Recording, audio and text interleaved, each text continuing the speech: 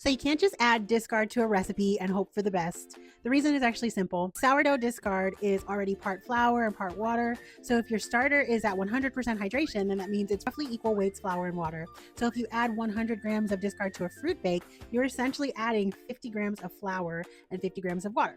So if you do not reduce anything else, that recipe has changed. Sometimes the change is small enough to work, but in fruit bakes, which is what we're doing in week 4, it can get messy because the fruit is also going to be adding its own moisture as well.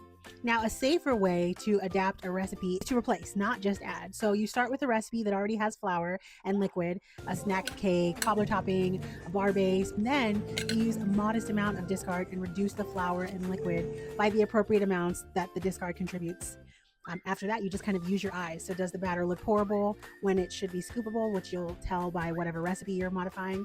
Does the crumble feel too wet? Does the dough feel sticky instead of soft? These cues often matter more than forcing those numbers and the math. But our week 4 recipes will be built with this in mind. So the sourdough is part of the structure and not just an afterthought to try to get rid of whatever sourdough discard I have left in my fridge. So if that interests you and you want to see our recipes, follow along. Thank you so much for watching.